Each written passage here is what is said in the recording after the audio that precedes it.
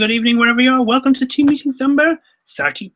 Yeah, we're 50 further on. Oh, see, alarm going off to tell us that we have a team meeting going on. Today in our team meeting, we'll be discussing some of our user onboarding. We also have two very interesting discussions lined up. One about the quality of elite institutions, and another about that we missed the whole digital revolution in education. Rob, did we miss the digital revolution in education? Dude, we are the digital revolution in education, because it's not only the technology, but it's also the social, political, and economic systems built around using tech to empower teachers and students. And we're it, but other people are working on it too, but ours is the coolest.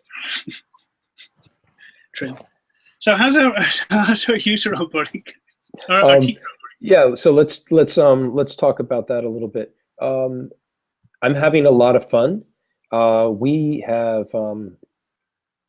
I'm generally reserving Tuesdays and Thursdays, but then it usually creeps into the entire week of having these great half-hour, hour-long meetings with faculty. Sometimes updating, showing them different aspects of Canvas. The teacher, working with them on outcomes, or showing different things about how to use Google Hangouts, gradebook, some page design, but also talking about pedagogy and how, pedagogy in a classroom is very different than pedagogy online, and that online has to be a whole lot more interactive than what happens in the class. So that's a lot of, it's a lot of fun. It's really, really stimulating.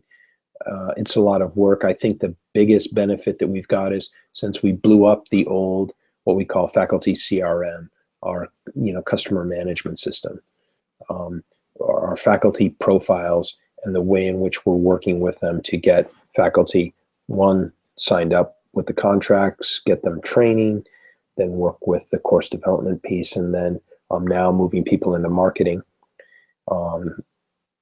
That is moving much quicker for people. The cycle times are quicker, and also the quality of what is happening online is also increased. What are you seeing, Daniel? Yeah, no, absolutely. No, I think it's really, really improved. A lot of the things have become a lot more fun to do. A lot of interactivity with faculty members. I think that we're really pushing it far better and doing a far better job than we have been doing in the past. And I think this new CRM is certainly adding to this, or giving us a lot more handholds to be able to properly address this. Yeah, I agree. So that's working out well. I think personally, I'm a little behind in terms of trying to keep up with some of the different automated tasks or tasks that we've got. You'll notice that the November update is not completed yet, and one of the reasons why is that spending so much time with faculty, but also institutional and other kinds of outreach to build that network of institutions and students that are coming to Oplerno.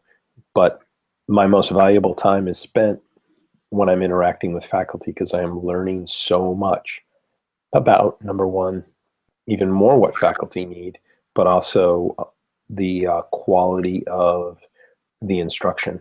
I was looking at courses before when they were coming, getting up to the approval stage. But now I get to go in and I'm really working with stuff as it's being created. So I can start to sort of see the snafus in the system. And that is probably the most valuable learning that I've been doing in education, for a while. So I like that. Yeah, I spoke, I think, with some time ago, about 6 months ago, with a professor at the University of Amsterdam, and he was saying that there's a lot of research going into to the LMSs, whether it's Blackboard or Canvas or any of these other ones, and seem to gather this information to see what can be done to on the educational side, on the pedagogical side, to see what can be done to improve the lessons online and the lessons, but also to improve the way that these lessons are created. And I think this is absolutely valuable input that an LMS, a Canvas or a Blackboard or Moodle or whatever the other LMS are, or the other big ones are, whether they can actually use this data and very much apply it to their own, improving their whole own UX. Yep. And the interesting thing is I'm becoming more and more sure that just as we say the classes have to be small, okay, that the key is interactions also from where we're sitting. You know, I don't know whether you call us administration or staff or whatever, but how Oplerno partners with faculty and, you know, make sure that there's a high touch, that, you know, people know me, people will know the other people that we bring on board, and that you really kind of have a main contact person who you develop a long-standing relationship with as you're developing your classes and courses, and that's really, really important. I still think that, you know, a team of 3 can handle at least 100 faculty, and definitely need to be able to sort of help and advise 1,000 what I would call BISs, butts and seats. In other words, not full person who takes a class, not a person who takes 8 classes. So just helping, you know, 1,000 of that, and that'll work out pretty well. Anything you want to talk about in terms of the tech, about stuff going on there or updates? Yeah, we've been lately having some issues with our maintenance. We've been having some issues with the database, so we've experienced some downtime. Where I'm looking to resolve this and trying to find out where exactly all the bugs are. Luckily, we're not.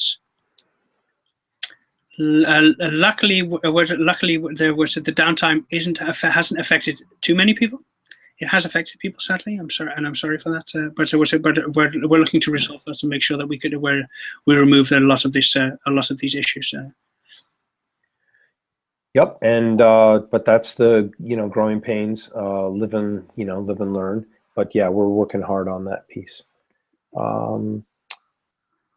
Let's see. You want to talk about the articles? Oh, we should probably say, should have said this at the beginning, is we're pre-recording this. Usually our meetings occur live at 10 a.m., but I've got a couple of meetings this morning that I need to get to that are important ones. And so we're recording this early, and this will be not live, but if you shoot us a question at Oplerno, questions@oplerno.com, we'll get back to you, you know, with an answer. I mean, in principle, if people could have, if we'd announced this, people could have watched it live. We are streaming live. Only nobody knows that we're streaming live. Yeah, yeah. It's a little early. It's a little early in the States, but it's lunchtime or a little past lunchtime for you. It's 12:35 of 38 here. Okay, so let's talk about the. Why don't you start the conversation about the article that you put up? The article that I put up is called "The Digital Revolution in Higher Education Has Already Happened. No One Noticed." Basically, the idea or the gist of the article is that throughout the whole of a lot of this focuses on the US. Throughout the whole of the US in about 2012, where there was some research done, and almost. I think it's practically a third or half of students had already taken an online class in some form or another, in addition to their offline coursework. And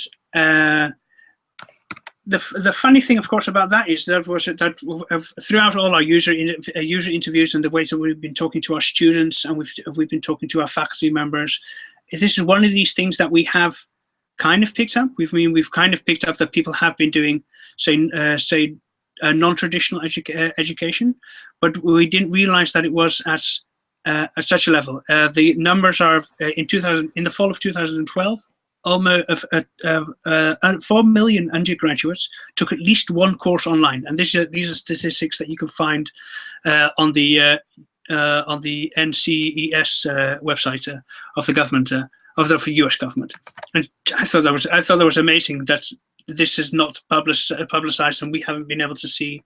We hadn't seen this these numbers either. Daniel, a quick question. How much do you know? How much of those numbers are the Coursera sort of 100,000 person courses? Okay, so then I'll go straight. I'll get the research paper and I'll have a little look. But I think probably according to this, the out of say 60 million.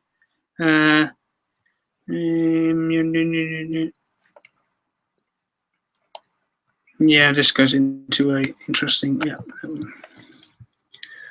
But this is actually this is about enrollment in distance education by the U.S. Department of Education. So I'm assuming that this has nothing to do with Coursera.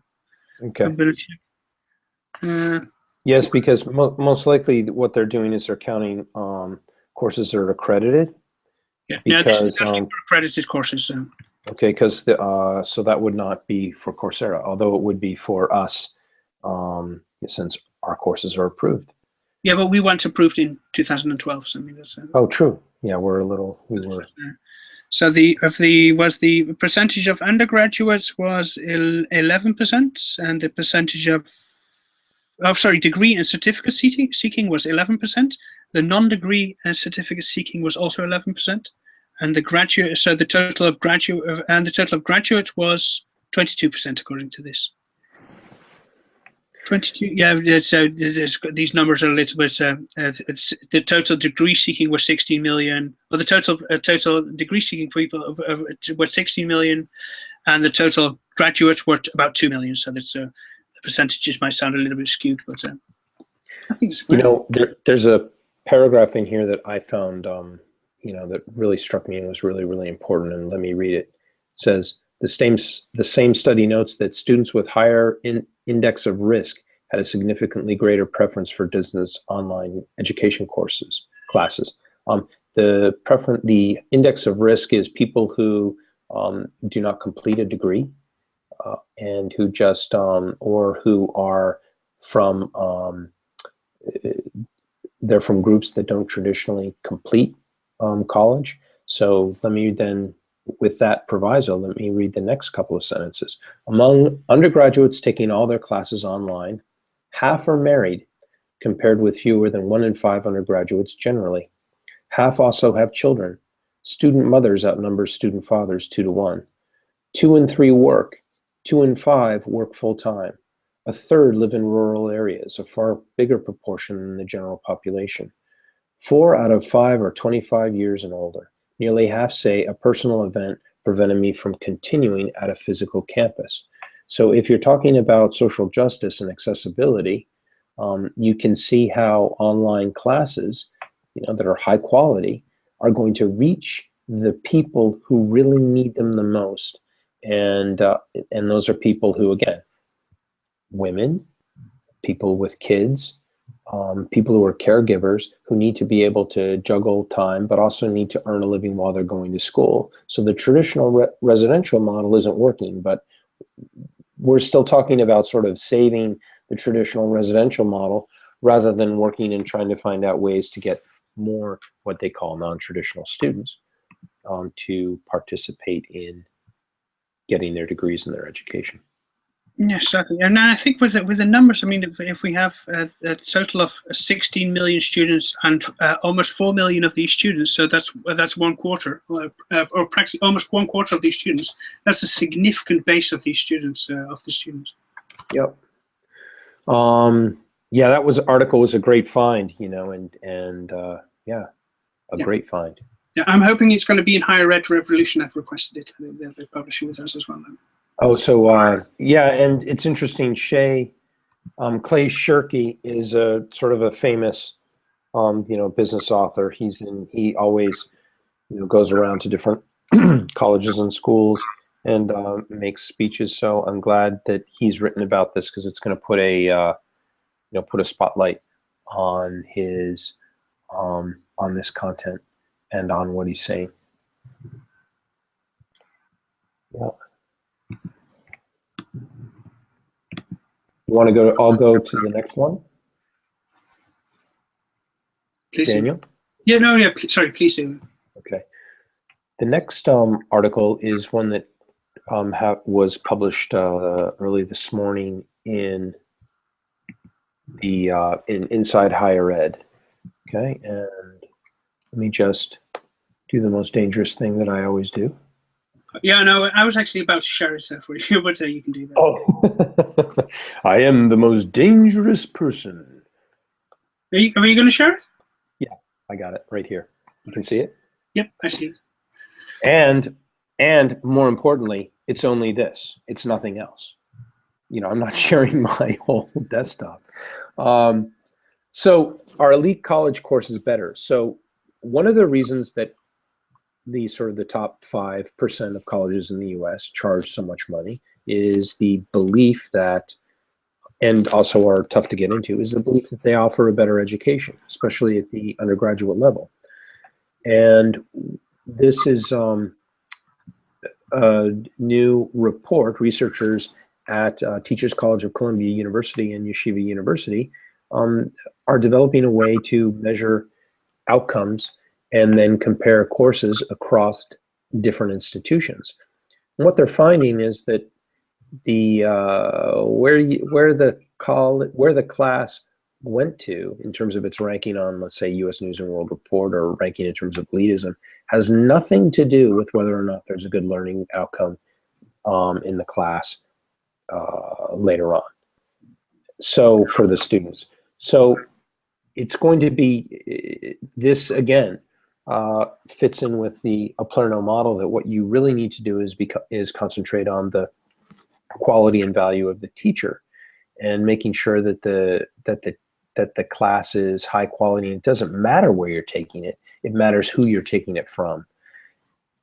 So I think that when we mentioned this also during the discussion about the was it the Economist article last week, where Yep. we saw a breakdown of a lot of the universities and whether you're getting value for money with a lot of these universities, and besides from, say, the networking value of these residential universities, you're not getting value for money when you're going to these elite institutions, and you're getting far more value for money, and in some cases far more value for money from publicly funded community colleges than you are getting from an elite Ivy League university.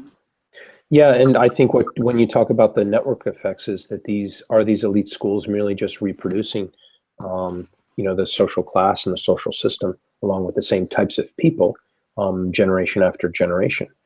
Because while legacies meaning people who have gone to a specific elite school for several generations, while those numbers are declining and not like they were in the past, what we are though seeing is that the kinds of kids from the same social class are entering these schools because they're the ones that are able to do all of these sort of extra specialized activities, which are also part of the college application process in addition to the test.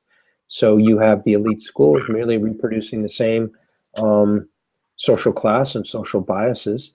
And so it really calls into question what, the whole notion of the meritocracy, or the whole notion that, if you work hard and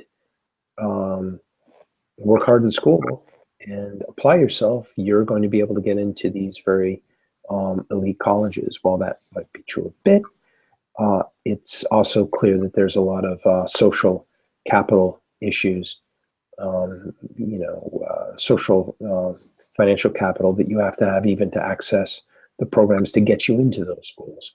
And now we realize that that's a game that has nothing to do with education, because the educational classes that those kids are getting aren't necessarily stronger. So what you're paying for is, again, a ticket to a membership in a particular social class. So that's all Comrade Skiff is going to say today about that. Yeah, but I think from what I've seen, for a lot of these institutions, there are, say, the Skull and Bones, say the whether it's the Greek societies, I think they're called in the US, Greek society. Yep. These other organizations. There are a lot of organizations which are around that, surround that, but are also being exported to there's far less elite colleges. So whether you've got these Greek societies in a number of places and they share their membership over multiple places, whether they you have these, say, these secret societies or these organizations who are spread out over a number of elite and non-elite colleges. You are seeing a lot more say the possibilities for the interaction, but it seems to me from an outsider's perspective, they're still very insular. These type of organization, and for better or for worse, insular. I would say, as a member of one of those fraternities, going to college, I would say for worse, only because what you have is the perpetuation of the good old boy network and gatekeeping functions that keep sort of outsiders out. Nowadays, though, even at all these, at all the Ivy League schools, with just a few exceptions, these fraternities, or what they call, they don't call them supper clubs, finals clubs or whatever. They generally are co-ed, but the fact of the matter is that they act as a pre-sorting piece, because those people who join these groups are the ones that also get hired or use the network to further their careers. And you have to, and usually get placed in charge of very large institutions with a lot of power. And while that's you can argue about the merits of that system, the fact is that what we need to do is make sure that that people have equal opportunity. And one of the biggest ways to ensure that is high quality education. And now we realize that high quality education doesn't have to come from just elite schools. And because of that, maybe there'll be a bit of a leveling of the playing field in terms of those social cultural capital pieces that are so important to both career formation and then also business formation. But you can read about that a little bit later when we, in a month or so. The biggest ways to ensure. Yep. Okay. Anything you want to say about the elite colleges more, Daniel? No, I think they've pretty much covered it before we get into elitist terrain. Yeah, until we get into a Marxist critique of higher ed, which we'll do anyway at some point. A third, sort of a personal announcement. I'm going to just unshare my screen now. Oops. Stop sharing. And hopefully the camera will go back on. Right here, if you can see it, it's my dissertation, and it's entitled Challenges to Building an Open Learning Organization in Higher Education, a Scholarly Personal Narrative. My defense date is December 11th. I'm really excited about that. Once the defense date is done, we're going to take this story of both my experiences in graduate school, which led to the creation of Oplerno, and also the early histories of how we came up with Oplerno and how we were working on it. And we're going to get that out to those of you who are interested in reading it. It's an interesting story, and it'll give you kind of like a background onto what we're doing, what we're doing and what our vision is. And I'm so excited after, 6 years that the final stretch is here.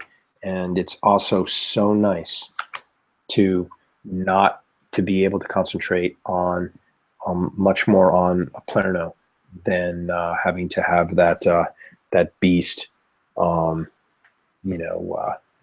the back of one's, on the back of one's shoulder. So get excited for an interesting Christmas gift that you can use to help you get to sleep, or it might inform you about what's going on, what we thought about, and the whole experience that I had of thinking about Oplerno.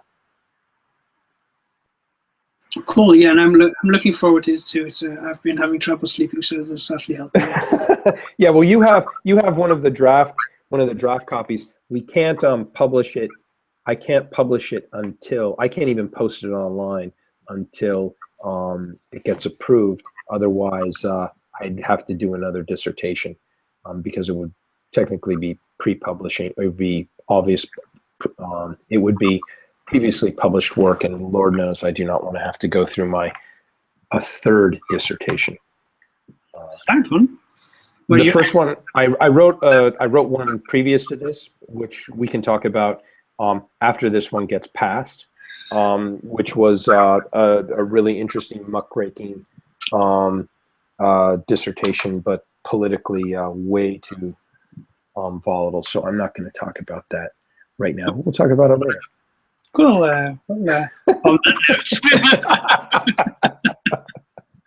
On that note, what are those crazy people at Oplerno doing? We're doing a higher ed revolution. Yeah. And we're glad you guys watched, and thank you for coming. Thank you. I see you online.